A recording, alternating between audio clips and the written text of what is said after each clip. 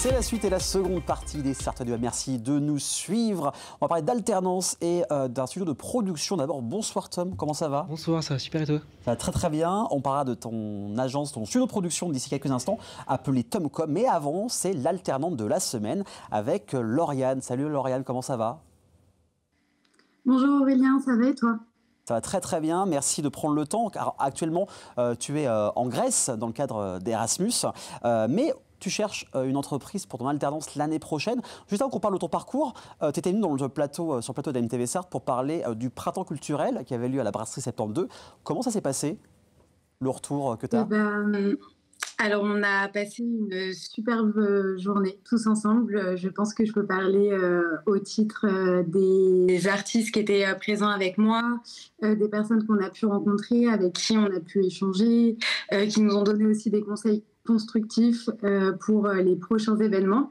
Donc, ça s'est super bien passé, malgré le stress de la journée et de toute la préparation le matin. En même temps, un événement, c'est une première édition. Est-ce qu'il y aura une seconde édition l'année prochaine, dans le meilleur des cas? Alors, on espère. On est en train de réfléchir tous ensemble. Donc, pourquoi pas refaire une deuxième édition, oui. Donc voilà, et ça, c'est mis bien sûr sur son CV. Avant qu'on parle de ton alternance, ton parcours, on va en parler un petit peu. Donc, à la base, c'est plus de la restauration. Quel est ton parcours pour l'expliquer aux personnes qui nous regardent ce soir? Alors, mon parcours est assez atypique puisque j'ai pris une année de césure après avoir passé mon baccalauréat à Montesquieu, donc un lycée au Mans, pour intégrer donc une école d'événementiel. Malheureusement, la période du Covid-19 est arrivée, donc j'ai totalement changé de voie et je suis partie en restauration. Donc, j'ai travaillé 4 ans en restauration et maintenant, j'ai décidé de reprendre mes études pour vraiment me perfectionner et m'orienter vers l'événementiel ou les relations médias-presse. Quel était le déclic pour te partir de la restauration et aller vers l'aspect événementiel, marketing, communication? C'était un ras-le-bol ou tu voulais vraiment juste changer de voie? Alors, j'aimerais bien en fait arriver à associer les deux si c'est possible. C'était pas un ras-le-bol parce que je travaille encore en tant que serveuse à côté de mes études. C'était vraiment une volonté de pouvoir, si j'avais l'envie, de m'orienter vers l'événementiel et pas avoir de barrières, surtout par rapport au diplôme, qui m'empêchait justement de faire ça. Est-ce qu'il y a un type d'entreprise où tu voudrais aller si tu avais le choix, ou tu es plutôt ouverte aux entreprises qu'on peut avoir ici dans le département? Je suis assez ouverte aux entreprises qu'on a dans le département.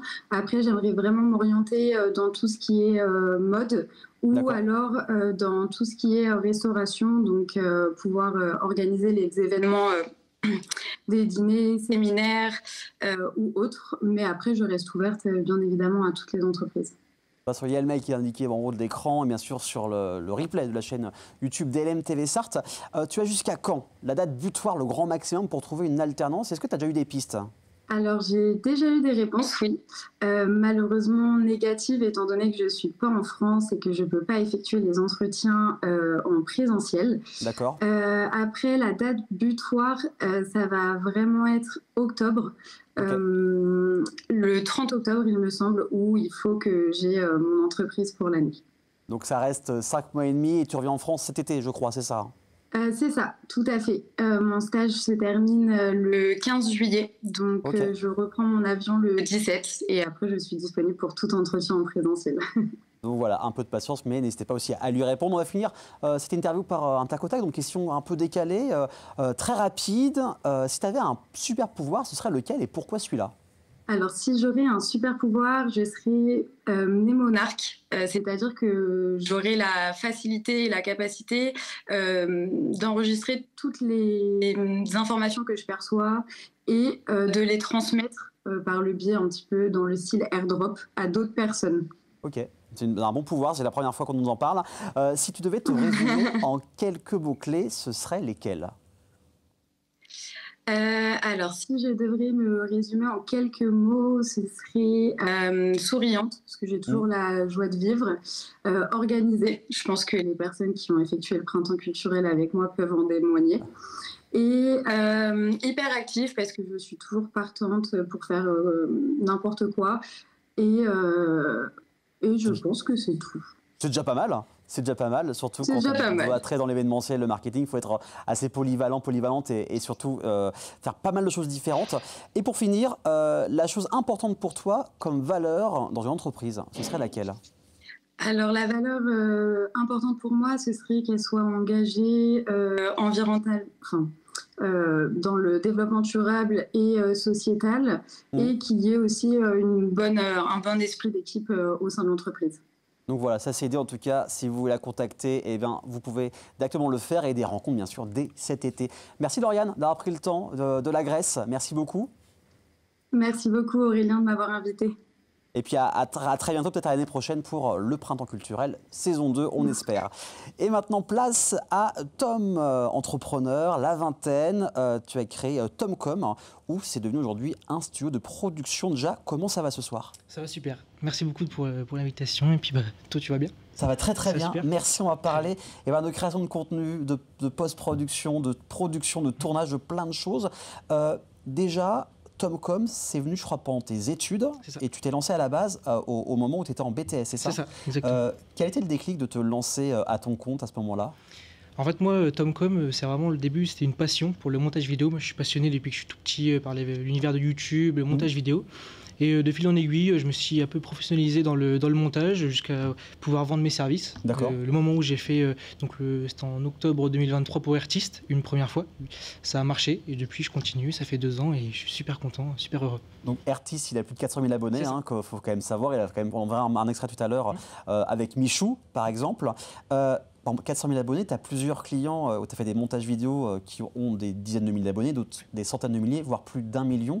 Comment tu es rentré en contact avec ces créateurs de contenu? Il suffit d'en avoir un et ça se passe bien, et après il en parle autour de soi. Comment ça se passe pour avoir des contacts comme ça? Exactement, c'est vraiment le bouche à oreille, c'est ça. J'ai contacté le premier du coup artiste via Instagram. Tout simplement. C'est ça, il m'a répondu directement et ensuite de fil en aiguille, le travail accompli était correct, plus que correct, donc le bouche à oreille fonctionne et c'est vraiment un grand cercle où... En fait, tout le monde se connaît. C'est ça. Les gros créateurs se connaissent. Le nom passe et... Après, il n'y a pas que ça, tu fais aussi les bandes indépendants, enfin tout le monde, c'est vraiment pas destiné aux gros créateurs, c'est vraiment à tout le monde. Voilà, tu as travaillé avec des entreprises sartoises ou des événements sartois? Oui, alors je fais aussi de la production vidéo dans mon studio Tomcom. Et j'ai travaillé avec notamment Domino pour faire l'inauguration de son entreprise. Donc on a été filmé l'événement. Et aussi Kabilou, là j'ai filmé aussi pareil plein de produits. Et j'ai aussi géré le compte Insta de l'entreprise Kabilou. Donc vraiment des entreprises locales. Donc voilà, aussi du community management. En fait, tu gères les réseaux sociaux des entreprises, indépendants, etc. Je propose, c'est qu'on parle de ce que tu fais, de ce que tu produis, de ce que tu montes. Et le mieux, c'est qu'on voit ce que tu fais. Et regardez, un extrait, un petit mix de ce que fait Tom. C'est parti. Entretenu quand même. Ils sont tout doux, hein. Il a écouté mes conseils, je lui ai dit de faire des soins. Et là, surtout, si on regarde bien, il n'y a pas de calebasse. Non. Il n'y a pas de calebasse. RS. Là, c'est propre. Rien à signaler. Pour l'instant, tranquille. C'est pas comme... je dirais pas les noms, mais bon. J'ai demandé à des youtubeurs faisant partie du top 100 français de créer et m'envoyer des mystery box. Dès l'arrivée de la boîte, le jeu commence. De l'apparence de la boîte à ce qu'il y a à l'intérieur. Ils y ont glissé des refs à leurs vidéos, mais aussi des conneries. Avec Max, on aura 3 choix face à nous. On va devoir ouvrir la box et deviner qui des 3 youtubeurs m'a envoyé cette boîte mystère. Une fois qu'on a installé toutes les caméras et que tout est prêt, le stress monte. La salle est complète. Quasi 200 personnes. Les lumières, les caméras sont prêtes. Pas de clap, pas de deuxième prise. Une fois que ça démarre, on est lancé pour 3 heures non-stop. Et là, faut tout capter. Les entrées des acteurs, les réactions du public, les ambiances. Si je rate les moments clés, c'est foutu. Après 2 jours de tournage, tout s'est super bien passé. On a tout capturé. Et sur les 2 jours, on a plus de 6 heures de tournage. Donc c'est énorme. Donc un mix de pas mal de choses qu'on peut trouver sur tes comptes. Par exemple, la vidéo avec Artist et Michou, est-ce que tu t'es chronométré? Est-ce que tu pourrais dire combien de temps tu as pu mettre pour faire cette vidéo? Parce qu'on voit en fait la timeline, donc vraiment le plan, et c'est hyper minutieux, il y a plein de choses à insérer, des animations. Tu as mis combien de temps pour faire ce type de vidéo? Alors en général, la vidéo, je mets 3 jours. Je pars sur une base de 3 jours, donc ça me permet après de justifier mon prix auprès des créateurs. En général, je mets 3 jours quand c'est une plus grosse prod, donc quand il y a plusieurs caméras, plusieurs temps de rush. Une fois, c'est arrivé qu'il y a eu 4 heures de vidéo à condenser en 20 minutes. Oh là là, ok. Voilà, donc là, ça prend un petit peu plus de temps, mais on s'adapte et tout se passe très bien, quoi. Et quand on travaille, quand on collabore avec des youtubeurs qui ont des centaines de milliers d'abonnés, comment ça se passe? Il y a un briefing avec eux, ils te lancent leurs vidéos et ils te disent ce qu'ils veulent vraiment. Toi, tu proposes plusieurs jets. Comment ça se déroule quand on travaille avec des gros youtubeurs? Alors ça dépend vraiment de chaque youtubeur. Par exemple avec Artist, depuis peu, c'est moi qui est à la production des vidéos. C'est-à-dire que je gère tout ce qui est création d'idées, création, pareil avec la collaboration des marques aussi. Et donc voilà, je vais vraiment pousser la création, pousser le projet au bout, quoi, du début jusqu'à la fin. D'accord. Et sinon, en général, il y a un petit brief, une petite page PDF avec ce qu'ils veulent, ou sinon c'est moi qui me renseigne directement via leur chaîne YouTube pour voir comment ils fonctionnent, on va dire, leur thème, tout ça. Tu t'adaptes en fait. Tu es même, avec Artist, on va dire, même directeur artistique finalement. C'est ça. On pourrait le résumer un peu comme ça. Carrément. Ou dans la production artistique.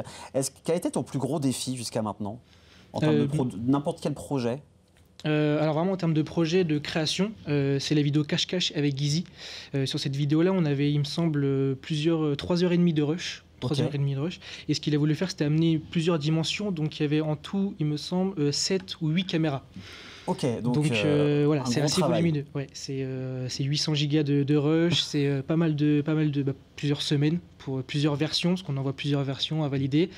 Mais le projet est super cool, la vidéo est super cool et vraiment, c'était vraiment un super défi. Donc super défi que tu as fait, il a 1,2 million abonnés. Hein. C'est ça. C'est donc un gros youtubeur qui a une belle communauté.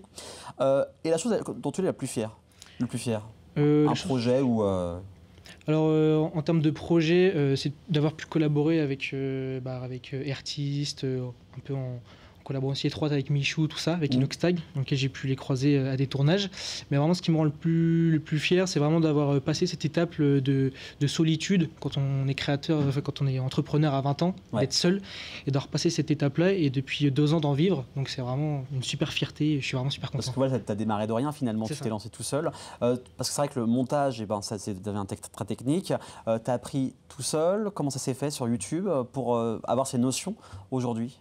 Oui, sur YouTube, on trouve plein de tutos super détaillés. Vraiment, c'est tout sur YouTube. Et puis la recherche, tatillonner un peu le logiciel. Et puis au final, on s'y retrouve et puis on arrive à devenir un peu professionnel. Voilà, de toute façon, sur ton site internet, il y a vraiment tout indiqué pour prendre rendez-vous, les contacts, etc. Et aussi avec qui tu as travaillé. Est-ce que dans l'optique, tu décides de qui tu veux, un top 3 des personnes avec qui tu voudrais travailler? Alors ça peut être des youtubeurs, ça peut être même des réalisateurs, enfin vraiment des personnes que tu admires, avec qui tu aimerais beaucoup collaborer. Ce serait qui? Je pense en top 1, je pense le premier youtubeur de France, enfin, pas en termes d'abonnés, mais voilà, Squeezie. Franchement, avec Squeezie, les projets, tout ça, ce serait vraiment dingue. Et sinon, Inoxtag aussi, ses vidéos des projets vraiment cool. Et Michou aussi, c'est vraiment le top 3. Donc, Inoxtag a gravi l'Everest, on rappelle quand même. En tout cas, voilà, si ils nous entendent, peut-être que, de toute façon, tu avais croisé, tu m'as dit Michou et Inoxtag. Pour te suivre donc sur le site par mail, il y a TikTok, il y a LinkedIn principalement, c'est ça. Pour voir ce que tu fais en même temps. Merci beaucoup en tout cas Tom d'être venu, d'avoir parlé de ta passion de la vidéo et de ton expérience qui va encore grandir et grandir en tout cas. Merci beaucoup d'être venu avec nous. Merci beaucoup. Et dans quelques instants, place aux œuvres de cette semaine avec notamment le Mans FC, la découverte de la Ferté-Bernard, également la première année de la source avec Corentin Pugh. Mais ça c'est après la pub, à tout de suite.